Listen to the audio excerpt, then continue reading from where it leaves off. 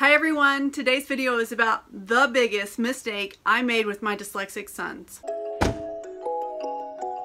Okay, here it is. I put my sons in a bilingual Spanish immersion program. It was 90% Spanish in kindergarten and 10% English. And then in first grade, it went up to 80% Spanish, 20% English, and so on until it evens out in fourth grade 50-50. I love the school. It was a wonderful school. They wore uniforms. There was a lot of parent involvement, and it was just a really nice atmosphere. Here is why it was such a big mistake to put my kids there. Dyslexia is a language-based disability. It's all about language, spelling, reading, writing. A lot of people with dyslexia were late talkers as toddlers. For kids with dyslexia to learn literacy, it needs to be taught in a research-based, structured, multi-sensory language arts program. Most children from kindergarten to third grade are doing a lot of work with phonics, writing, reading, spelling, and that is exactly the kind of early intervention that kids with dyslexia need. Early intervention is very important for kids with dyslexia because it actually helps wire the brain in a way that activates the language centers of the brain. The other reason it was a big mistake to put them in the bilingual program was because they were missing important literacy milestones.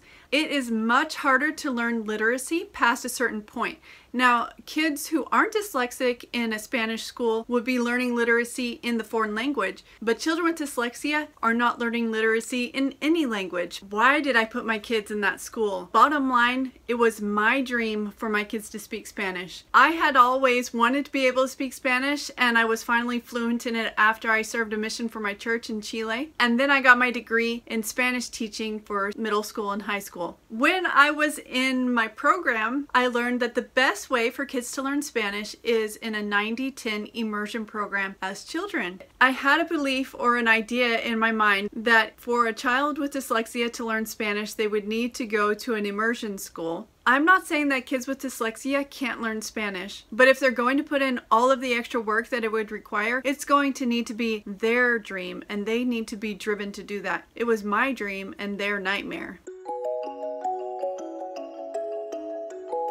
When my children were first enrolled in the bilingual program, I went to an orientation and they said, you are making a commitment to keep your child here until fourth grade because they'll be very behind if you take them out before that and they catch up around fourth grade. Well, not if they're dyslexic, and nobody in the orientation ever said that. I think to a lot of people it would be obvious. People who are familiar with dyslexia, it would just be a given, like duh, don't put your kid there. But it wasn't my experience, and I knew nothing about dyslexia before my children started having troubles. And people in charge of the school had said, if you have any history of dyslexia in your family or language-based learning disabilities, then this might increase the severity of that disability because they're not getting the early intervention. The school psychologist told me it might not be the best fit for your kids to be here, but I wouldn't listen.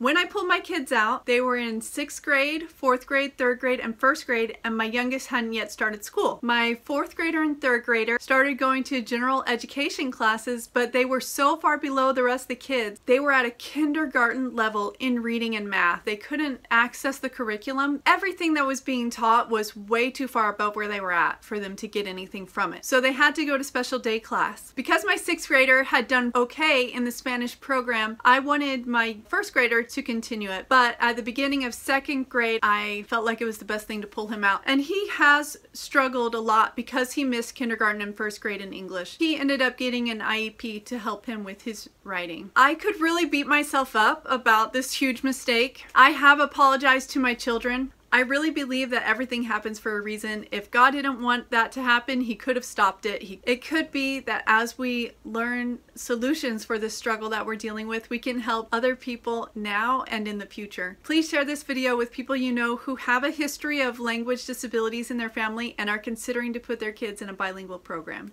That's it for today, everyone. Please share this video and my channel with people you know and hit the bell for notifications of whenever I make new videos.